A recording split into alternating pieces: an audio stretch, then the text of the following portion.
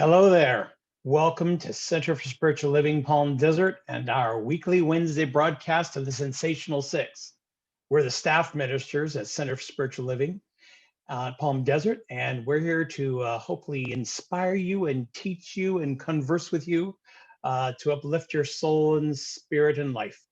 So let's begin with an opening prayer and maybe just relax wherever we are. Take a deep, full, slow breath as we relax into the truth and the presence of the infiniteness that is God, that is Spirit, that is right here in our time together. And the one life that is God, and as we virtually connect our minds and our hearts and our essences, we feel and know the uplifting energy and love and light as the presence of God individualized in every expression.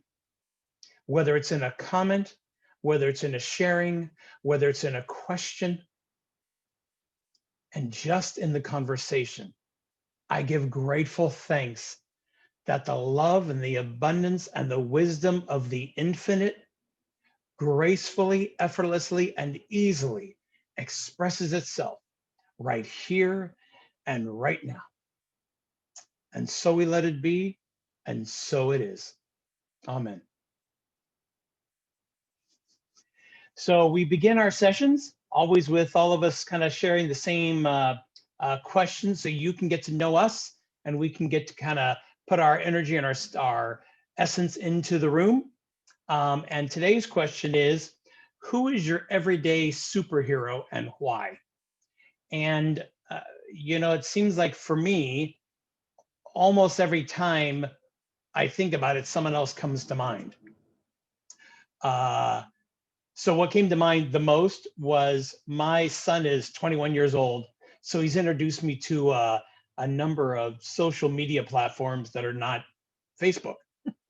And through those, there's a couple of subcategories. And one is Made Me Smile. And one is called Humans Being Bros, meaning humans being bros, kind and loving people to someone else. Sorry, it's a gender description thing there, but we know what it means. So I get to see little captions or little comments or photos or videos of just everyday people doing sweet, kind, gracious things, whether it's a 5-year-old writing a love note on the ground for the UPS driver so he gets to hopefully get a smile on his face every time he comes to their house, to some neighbor has a large garden, so they're putting extra packages together for people that are kind of more shut in or elderly in their neighborhood. And I saw cutest one was a bus driver's driving down and you see a head cam on a motorcycle and he's just going down the road, between the cars. And the bus driver puts his hand out of the window to flag the guy down to stop as a pedestrian with a cart in front of them is walking across the street in the middle of traffic. So they both gave each other a fist bump and a thumbs up. And it was just humans being bros. This is just a sweet thing that I love looking at and sometimes watch a lot throughout the day. How about you, Cheryl? You got a hero? When this came to me, I was like, why can't it be a superhero? Because I like Thor and I want Thor. But the truth is that I just saw a documentary not too long ago, and it was really interesting in the fact that it was addressing the thing about the racial disparity and stuff that's going on within our country and what people feel about it. And it was with Denzel Washington, who was gave me a perspective that I hadn't thought of before, because what he said was that he had never really experienced what other people of color have experienced, because he never felt limited. He never felt like anything was holding him back. His color, his height, being male, being female, nothing was holding him back. The only thing is that he bought into that, and that's part of the problem, is that not only do I feel that, people of color have been, suppressed and all kinds of things have happened there. But then you still see people even in poverty with no matter what color, what race you are, you still see these people that just will pop out of the most toxic environments and the most toxic things that are going on. And but still they never bought into it. And I guess that's what I liked about that, was that I don't have to buy into anything that anyone else is saying. It's totally up to me. And the only limits on me, and this is what he actually said, the only limits on me is me. And that's it. And I thought, wow, what a beautiful attitude. I mean, you could, there's all different kinds of ways you could have looked at this, but this man embraced the science of mind. To me, he was new thought all the way, because nothing's holding me back except me. I've never felt that way, because I've always felt like I could do whatever I wanted to do, and whatever I wanted to create, I could do. And so he is my everyday superhero. Oh, that's wonderful. I have to go a little bit more basic and a little bit more personal. Um, I don't have one superhero. I actually have two, and those are my two teachers, um, Dr. Joe Hooper and Dr. James.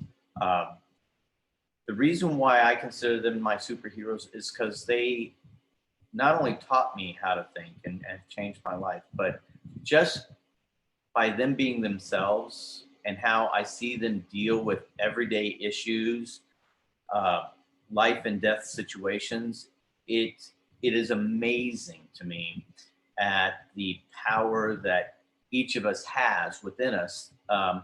And just like a superhero may not have yet been tapped into. But those two gentlemen have really shown me a different way, a different path to live my life.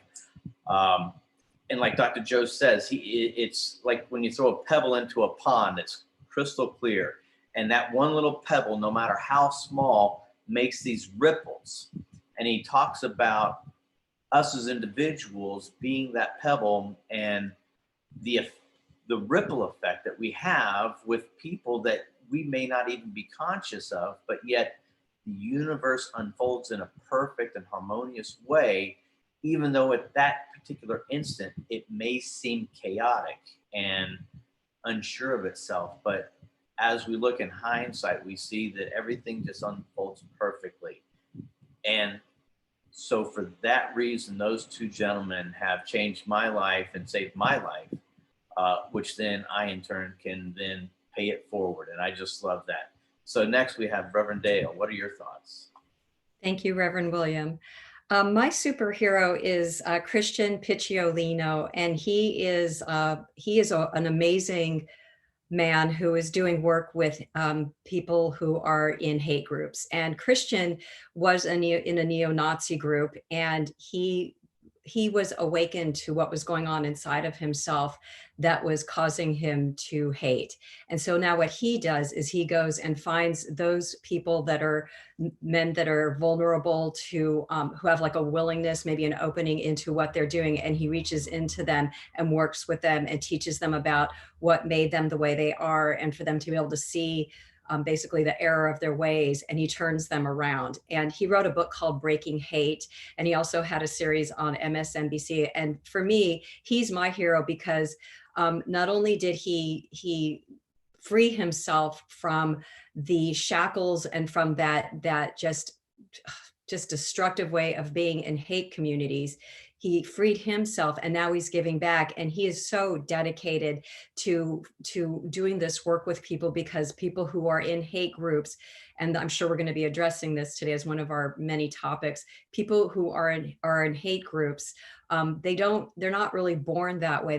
They have life experiences that turn them into hating machines, basically. And so we have to have compassion for them, because they were given experiences in life that were very toxic, and this is what their decision to live into, because they're just, I'm sorry, I'm not articulating that very well.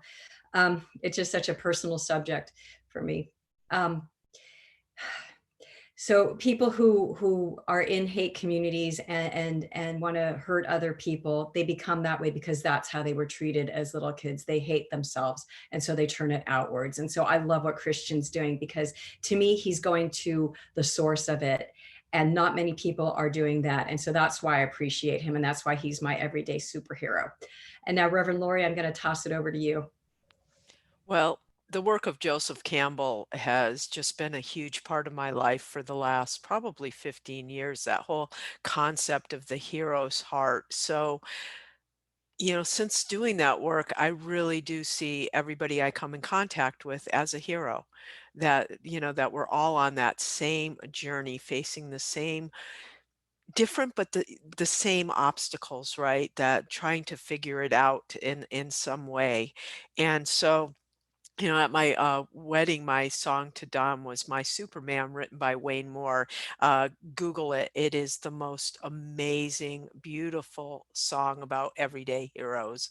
And so my husband Don certainly is one of my heroes. And um, right now, and this is true always, but particularly this week, my hero is my friend Gilmore. Um, he has he was so amazing these last few weeks helping his husband to transition, and he was truly a hero. He grabbed that cape, and we joked about having the tiara ready to go too. And just everything that he did was so courageous and so selfless, and so that really makes him a hero in my heart. Um, so he's my everyday hero, along with my husband Don, who has just been so strong for both of us through this, as we act as a little family pod. So Don has been just an amazing rock. So those are my heroes for today and always, actually. Gail, Reverend Gail. Thank you, Reverend Lori, and a warm welcome to everyone in our audience today. So I chose this question today: who is your everyday superhero and why? Because of the examples of inspiration that I just knew each superhero story that my cohorts have shared today would imbue into our topic. And I'll add to this now with my story. So my superhero is a man by the name of Patrick Hutchinson. And he's a grandfather and a personal trainer from Southwest London who was participating as a Black Lives Matter supporter at a protest that grew into an altercation, really a very angry altercation between two groups identifying themselves, one as a Black Lives Matter group and the other as a far-right counter-protester group. And during this time, he observed a man who was an opposing demonstrator, and his name was Bryn Male. And Bryn was becoming surrounded by angry protesters, and as the crowd around Male began to grow, it became violent. And he saw that Male was being stomped on by the crowd. And without hesitation, Patrick stepped into the crowd and he lifted Male up in a fireman's lift and carried him to safety. His heroism, his bravery in carrying an opposing demonstrator to safety has been heralded around the world. You can Google Patrick Hutchinson and he comes up immediately. But you know what? Patrick shrugged off any suggestions that he's a hero. He said he did just what he needed to do, what he had to do. He also shrugged off any questions about whether Male had contacted him to thank him.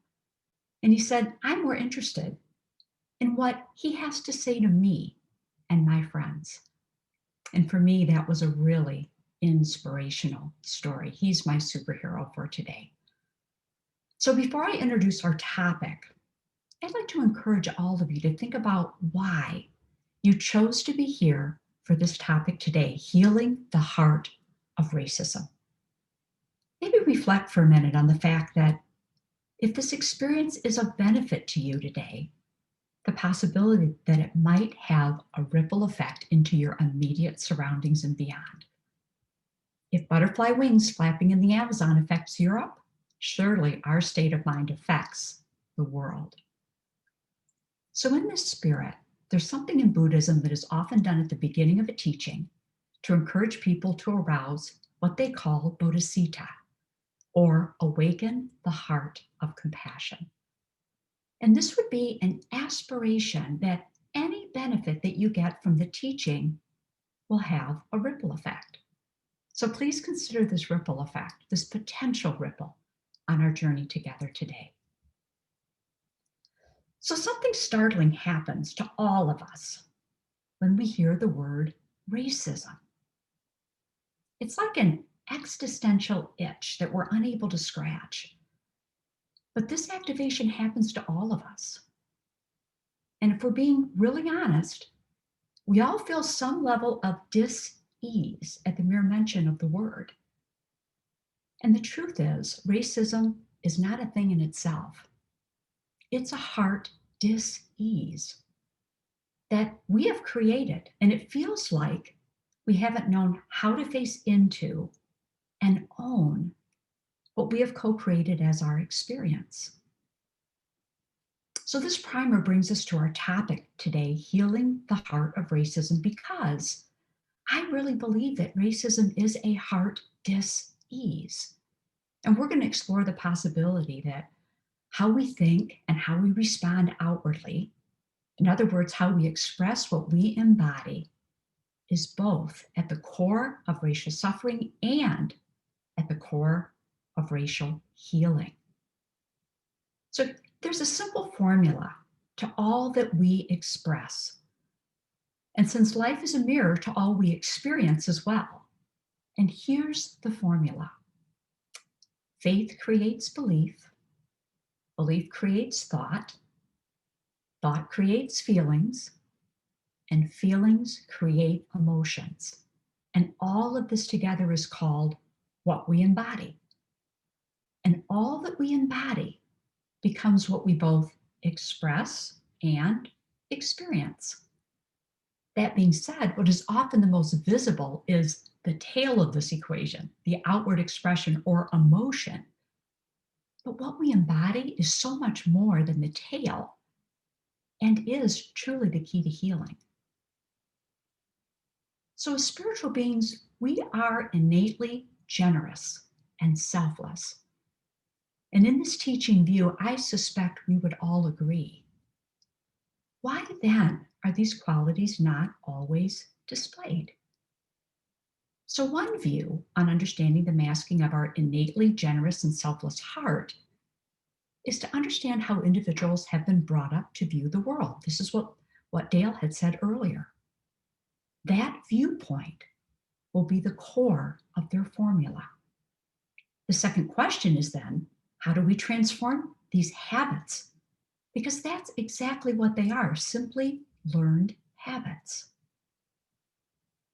So seeing this through an example, what do you think the perspective was of the non-Jew helping the Jews in Europe during World War II?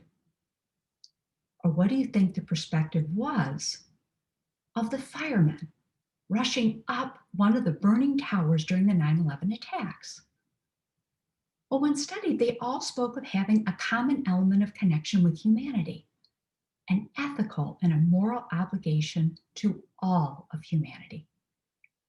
And I believe another way of saying this is that they were able to lose their sense of individuality, and they stepped into a place, a true space of oneness.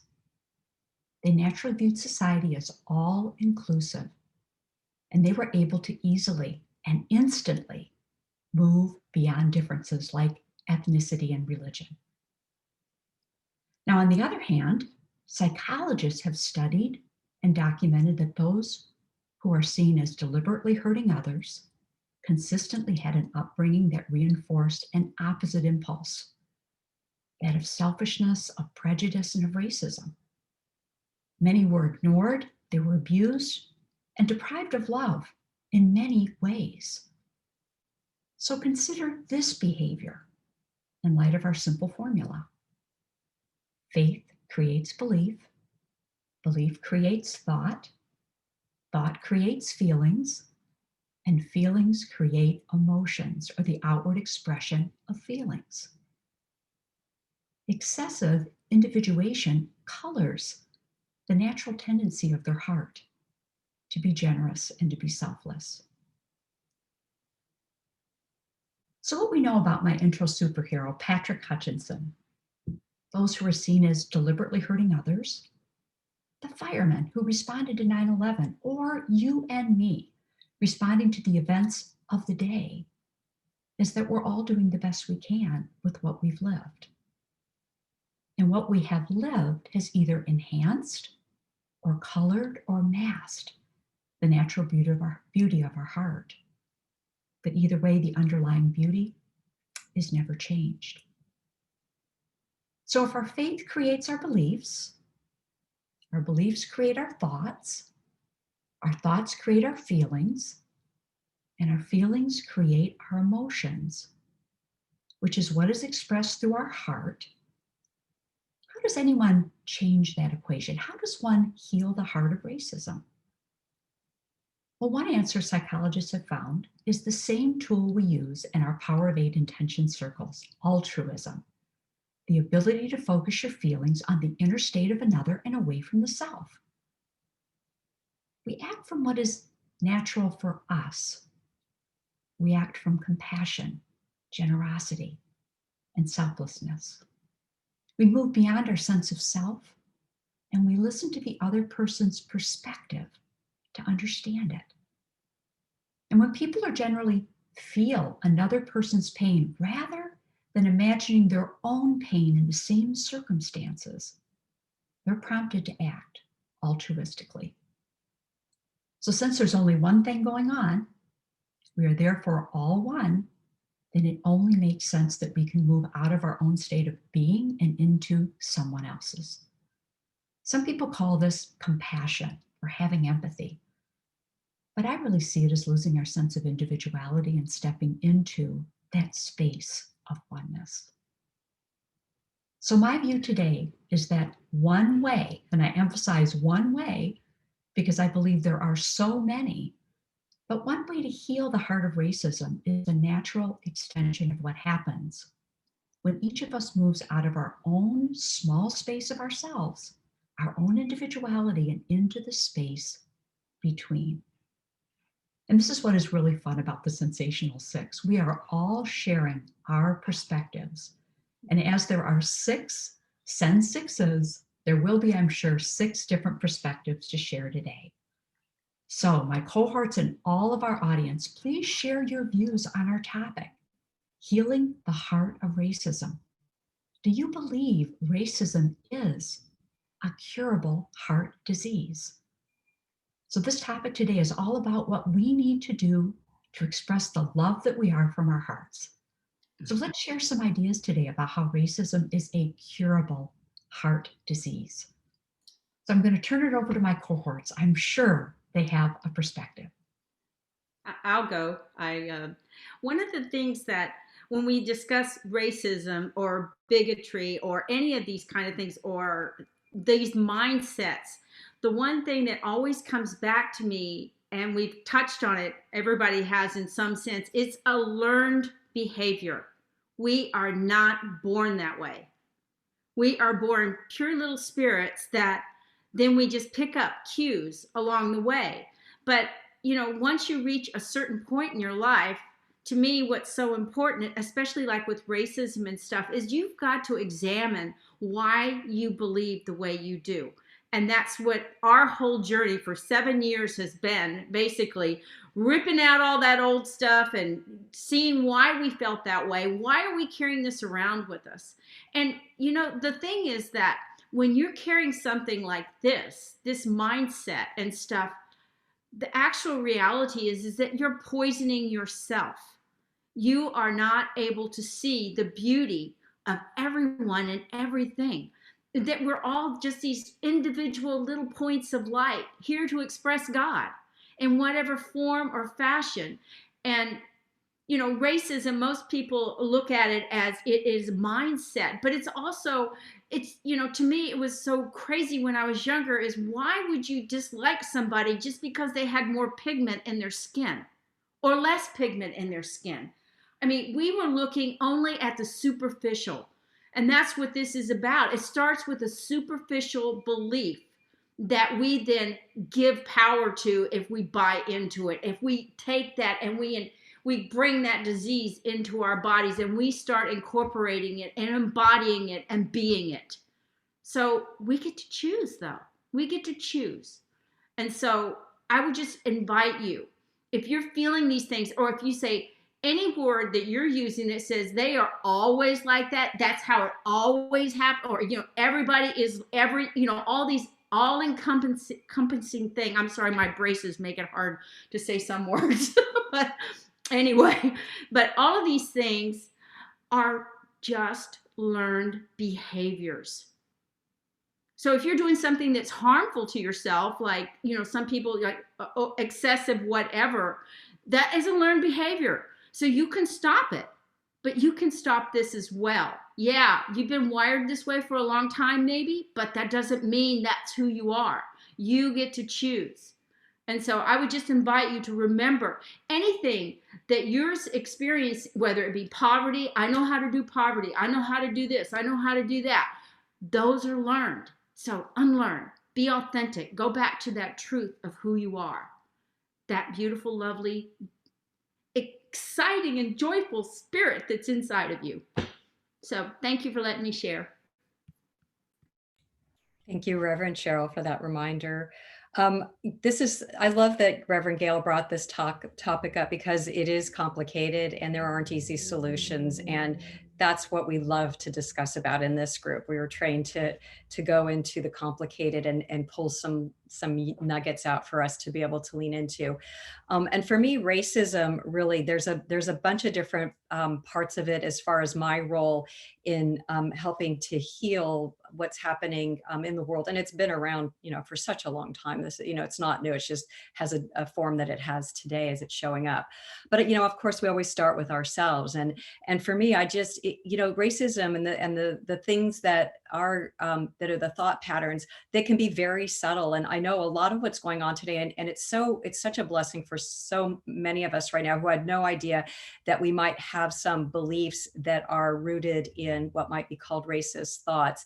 And our organization, Center for Spiritual Living, is doing so much right now to educate people who, by doing the books like what we're doing with Jeff Vaughn and Reverend Charles on Tuesdays, just to really educate ourselves on what we've learned and just accepted and are unconscious about. So that's allowing for some great inner work and transformation. And of course, as Reverend Gail said, that is rippling out. So all this wonderful inner work we're doing is changing the whole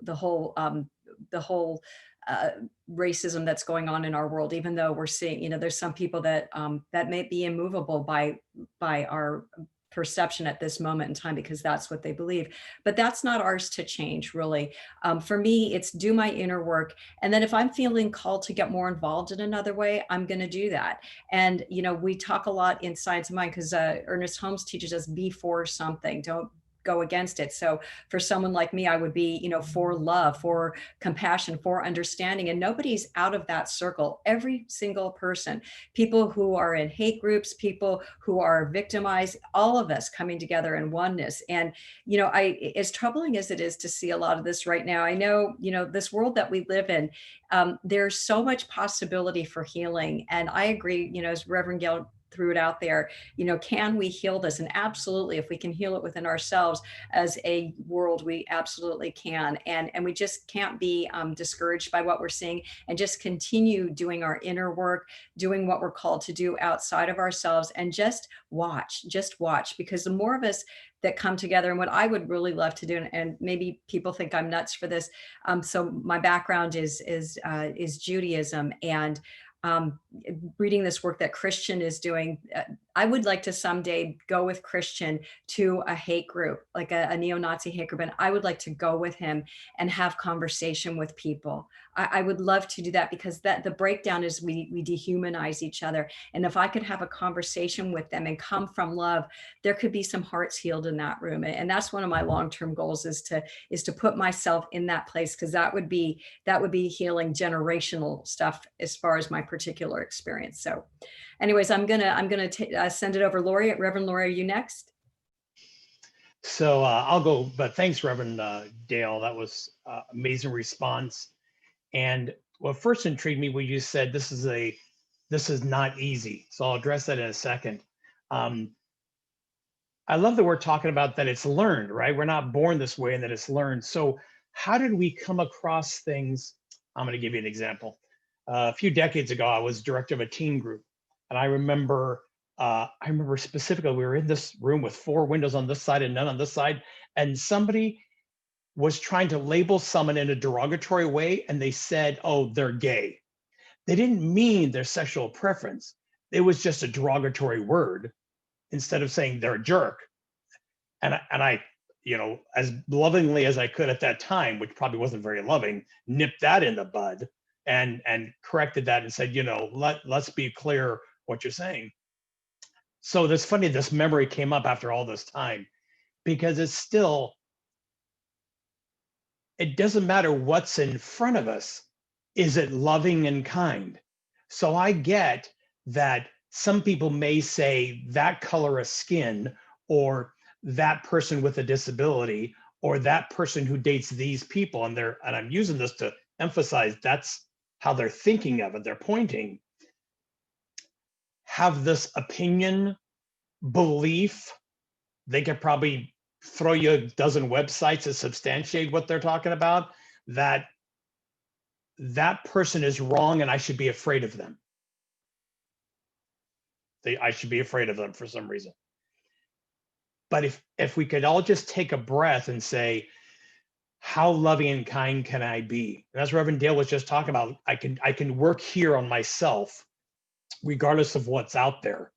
And that's one way to begin. So the comment about it's not easy, well, it's easy to the point if you're going to observe or judge all of your actions and your words from the standpoint, am I being kind and loving or not? I say it sarcastically like that because the number of times I need to tell myself that, or share with a client saying, you tell me, are you being kind and loving here or not? And any person over the age of 6 can usually perceive what's going on and saying, well, that's not really kind. Well, then do you want to keep doing it? So it's not an easy solution. There's still so much work because we have decades, some of us, or some people out there, there's an out there, that have these opinions and prejudices of that over there is wrong.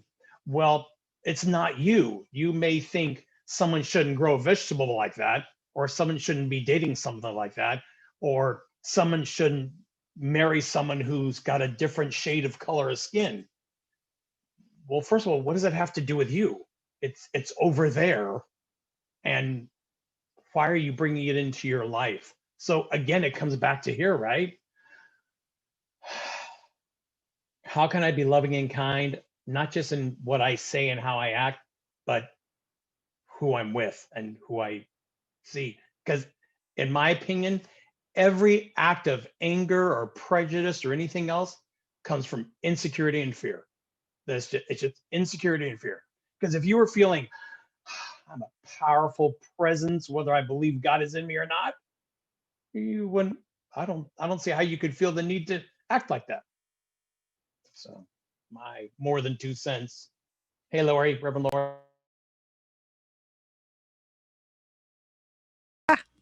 There I am.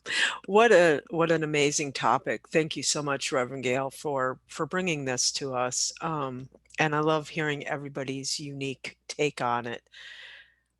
When I woke up this morning, I was thinking of this woman I heard on the radio, and she was had been very against like immigration and did not want certain people in the country. And she talked very openly about that until one day, um, her community was just hundreds of people were rounded up and taken away. And this happened while the children were in school. And when the children came home, their parents were simply gone and they were just by themselves. And so the community kind of rushed in and opened up a gymnasium and gathered everybody together. And this woman who had been very kind of for this sort of action was called to report on this.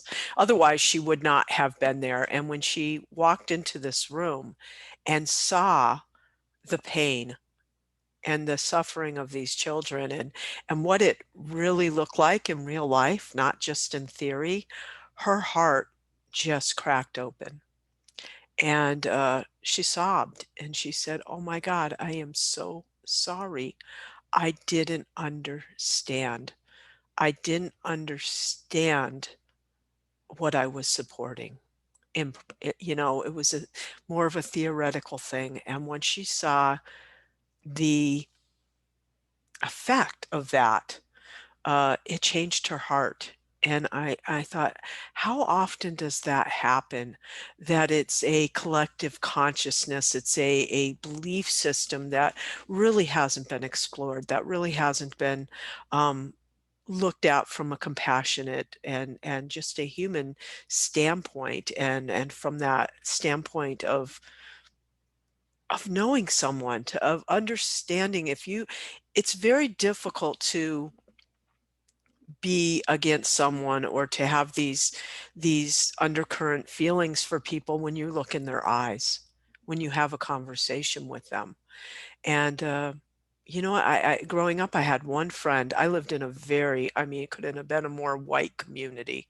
Um, but I had one friend who was older than me who was a racist, and he made a lot of really awful comments, and still I think leans that way. And now I look back and I think this was one of the nicest people I've ever met if you were to get to know him one on one. Like, I don't think it's about that, because I think it wouldn't matter where you were from or the color of your skin. If he got to know you, he would give you the shirt off his back, because that part of his nature is stronger than the secondary part. Why is that? Because that is our nature. There's something in us that understands that we are all connected, that we are all one.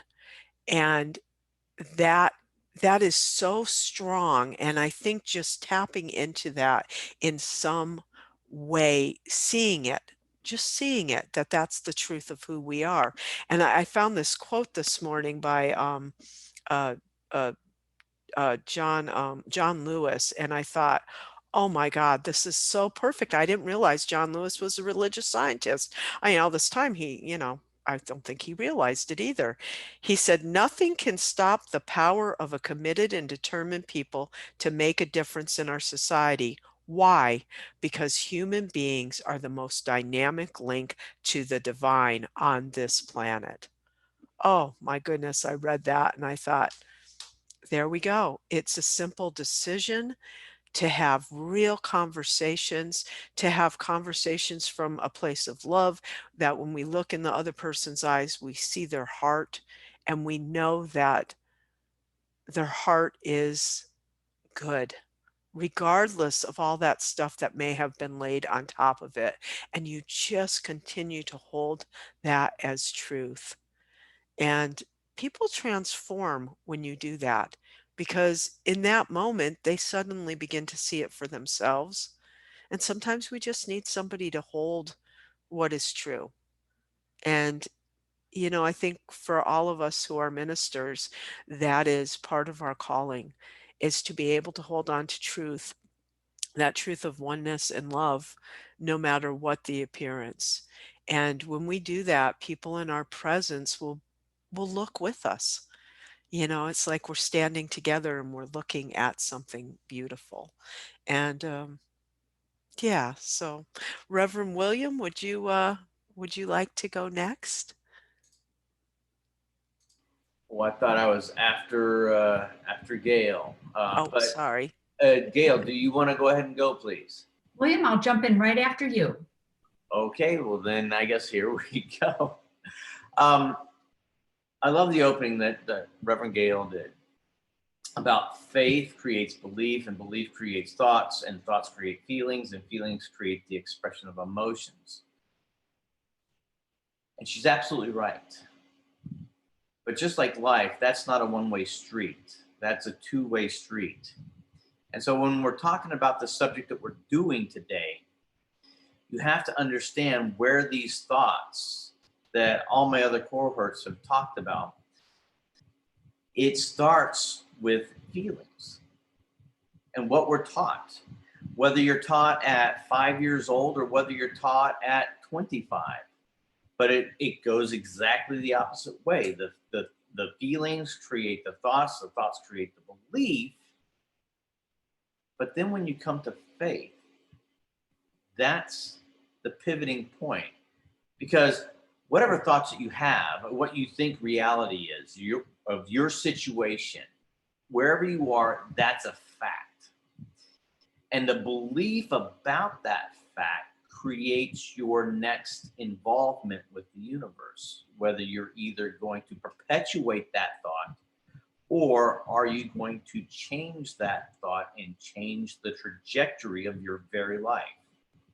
And that's where God bumps come into effect. And that's where faith, and I can only talk about my own experience, because as I grew up, I went to church and did the whole thing, but I never understood it, never really got into it. And so as an adult, my belief system was, I don't need that. That's not that I don't believe what is being said in that building. I love the way it looks. I love the architecture, but I don't believe what was being said in that. So I didn't need that. And I raised my kids accordingly. However, when I found this philosophy, and I want to call it a philosophy or a way of thinking, not a belief or not a religion, because it's something more than that. When you talk about religion, it's almost like you're putting something into a box and it can't grow, it can't expand. That's what we're not about that. We're about always thinking about what's the next best thing, because life has never stopped unfolding.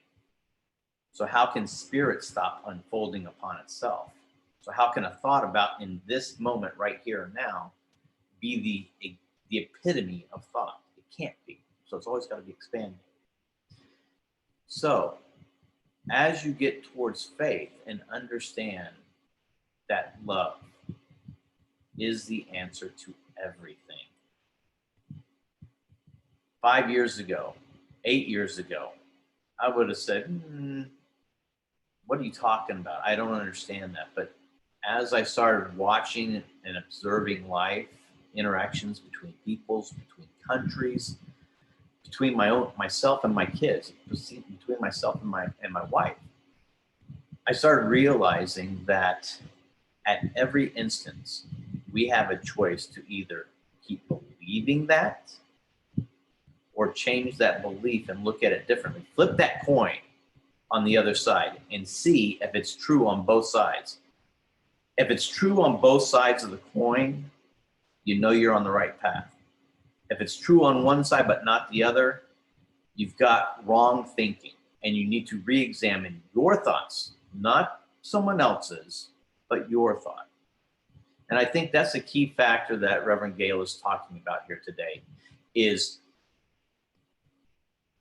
it's nice to be concerned for those around you and to be that good neighbor, but the change has to start with ourselves. And that's what this discussion is about today. It's not about racism. It's about allism. It's whatever faith that you have that is a limiting belief system about yourself or about someone else. By having that type of belief system, you're stagnant. You're not in the flow. By opening your heart to love and seeing that individual, that person, that situation for what it is, and understand that it's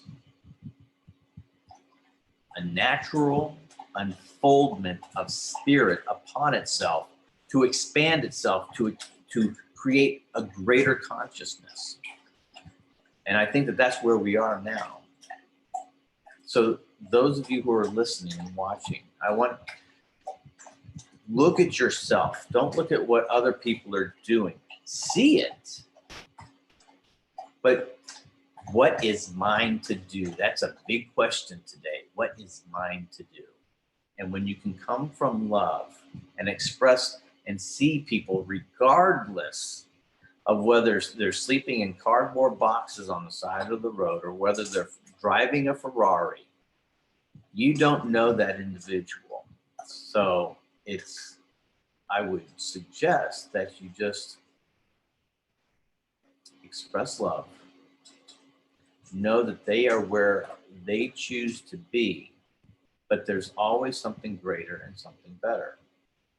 And that something better and greater is your own observation of life, because all life is nothing less than spirit acting upon itself. And when you can come from that realization and see that all life is God, it gives me faith, which then leads to belief, which then creates thoughts, and thoughts create feelings, and feelings create expressions of emotions. And when we can do that, all of these thoughts and these conversations that we've been having for the past 6 months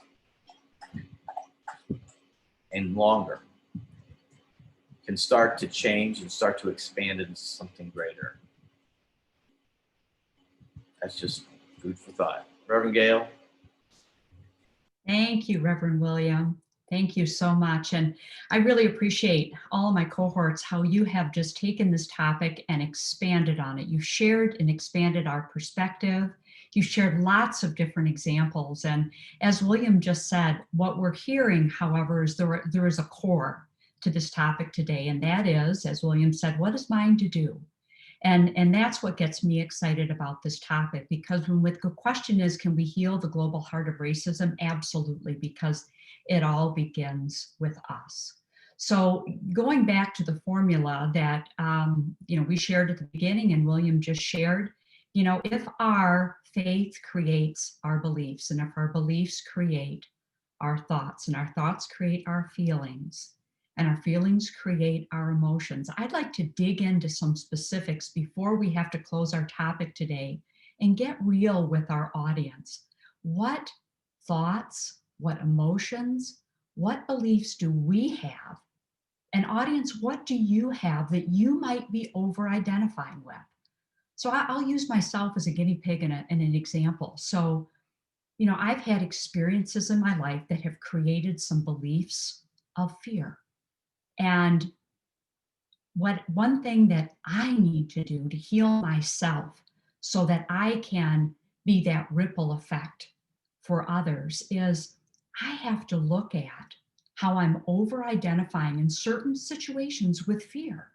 And I have to look at what my thoughts are, what my feelings are, what my beliefs are behind my thoughts and feelings. And are they real? Are they real? Is that my truth? Or am I just automatically defaulting back to something that I experienced maybe decades ago? And that's how that healing starts with me, is that we have to move the opposite direction in our formula and look back at and say, what is our truth? Is what I'm believing and what I'm thinking and what I'm feeling true? Because if it's not, I always have the opportunity to modify it or change it completely. So my question to my cohorts is, what beliefs, what thoughts, what feelings might you be over identifying with? And our audience, please put it in the chat so we can see what you're dealing with as well as you heal. I'll go next. So that's an interesting question, Gail, because I've just recently had to confront feelings and thoughts and ideas that I realized that I was living in fear. And my fear is around being in a relationship. I've been single for 13 years because I don't want to experience that again, but what I did and what I've been doing is assuming that everybody or every person that is a potential somebody that I could meet and have a great life with and everything else is exactly like that relationship was. And, you know, and it wasn't something that I consciously thought. It was just this underlying belief that, oh, I don't want to do that because everything will turn out just like it did before, you know. And going into with that belief, I created divisiveness, just like racism does, everything. I created divisiveness within myself by thinking that I was not a total, absolute spiritual being, and that all of life is possibility and potential, and it's all good. And whatever I was choosing or whatever I was doing that was attracting or whatever these people into my life, it was me. It wasn't them. They were just looking for the attraction, you know. Here I am. Come on, let's go. You know, just run this ride. But I started realizing that God, it always has the answer. Always, always the answer is out there. All I have to do is get out of that divisiveness, out of that fear that separates me from the truth of who I am. And once I let go of that fear, nothing else there. So even with racism, what it does is it creates divisiveness. It separates us from the whole. It gives us a sense that we are separate. We might be better. We might be worse. We might be limited. We might be, all of those things divide us from the truth of who we are. And I just had to, okay, breathe and just let it go. So now I'm open and receptive. I'm really trying to stay in that space, but remember that when you are in that space, you're dividing yourself against yourself. You're not experiencing the truth of who you are. And so mine is, I'm letting go of that fear. That's all I can do. And it's a continuing work in progress. It's not just like overnight, okay, I'm not, all right, it's all done. It's all over. That's not the way it is. It's just that day by day, minute by minute, every moment I have the choice of not living in that fear anymore. My choice. That's simple. But thank you for letting me share. I'm going to read a comment that we have by one of our practitioner students, David Flint. He says, we cannot think ourselves into a new way of living as much as we must live our way into a new way of thinking. So leave it to David to turn it into a whole deeper understanding of what we're moving into in order to heal our hearts. That it's something that does need to drop into the heart level and how we're living our lives, not just a thinking. It has to have the full integration. So thank you, David Flint. And I'm going to go ahead and share. I love transparency. I just so dig it. Thank you for calling us to do so today, Reverend Gail. So for me, one of my life themes is, and I became part of my belief system from my origin, from being Jewish, was there was this belief that they're out to get you, and people want to kill you, and they hate you, and they want you to die. And so I carried that with me, and I call it annihilation fantasy. And when I was in practitioner training, and we came into the forgiveness section in year one, and the teacher asked us, my teacher said, you know, who do you still need to forgive? And I always say, well, I did all the usual suspects, the parents, the family, the friends, the boyfriends, all that stuff. And so she goes, well, dig a little deeper, any political figures, anybody like that. And I realized, oh, Hitler. And so I realized if I'm going to become a practitioner, really, really believe and embody spiritual truth, I had to forgive him for everything. And so I did my work, and it was such a lovely to be able to hold that person who is so hated and just, you know, he didn't do a lot of life affirming things in this world. But for me to be able to hold that figure in my heart with love and compassion really freed me. And what we're walking through right now, I get triggered quite a bit, as you might imagine. Some things that happened in the debate last night that have been just, you know, in the media mill. You know, I feel that little string being pulled inside of myself, where I feel like the belief you're going to be annihilated, and the fear just starts to really well up in me, and I feel unsafe and all that stuff. And then I pull right into spiritual truth, and I say, well, Dale, who are you? And I say, I'm an expression of God. I have absolutely nothing to fear. Nobody can hurt me. I'm standing in that truth.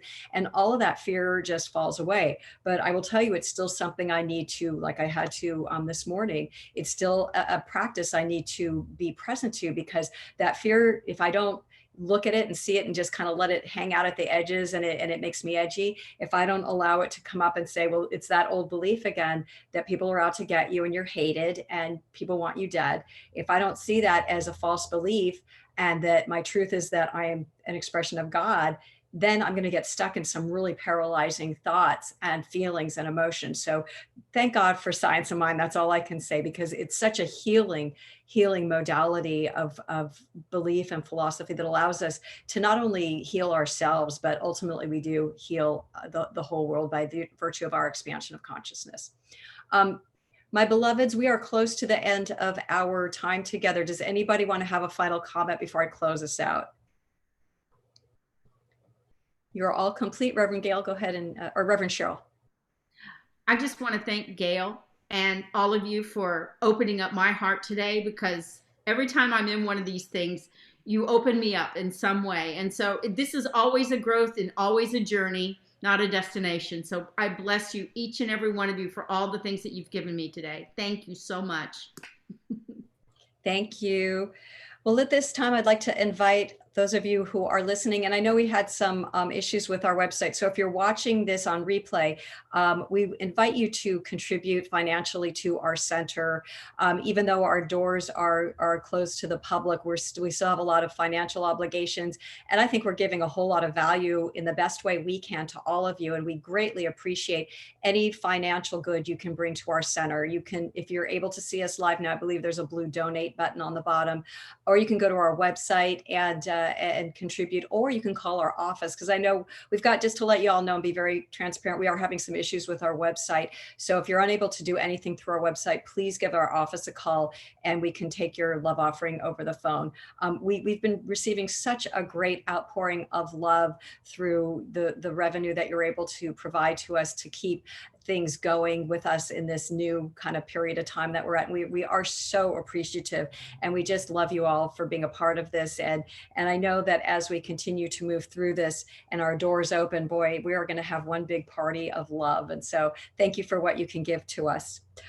These are our announcements for the week. Tomorrow, we've got Reverend Charles interviewing Marcia Mercant, who is the author of The Gift of Cancer. And she's also has a phenomenal life career history. She's an award-winning actress, singer, and voiceover artist. So I think she's going to be having a dynamic interview with Reverend Charles as you learn about her book, what she's learned from cancer, and where she's been all of her life and what she's done. So I think you're going to hear some exciting, fun stories. On Friday, we've got Reverend Charles with Life on Love. So you want to make sure you pop in for that, because you never know what he's going to be talking about.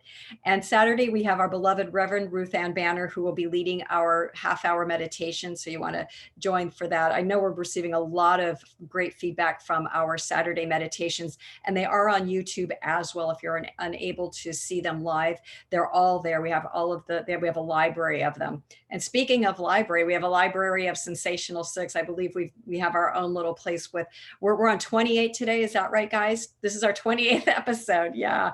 So we're having fun, and we hope that you too are enjoying all this wonderful conversation we're having with each other. Sunday, of course, you know, we have our Sunday service. So join us for that as well, and you will be sent the link.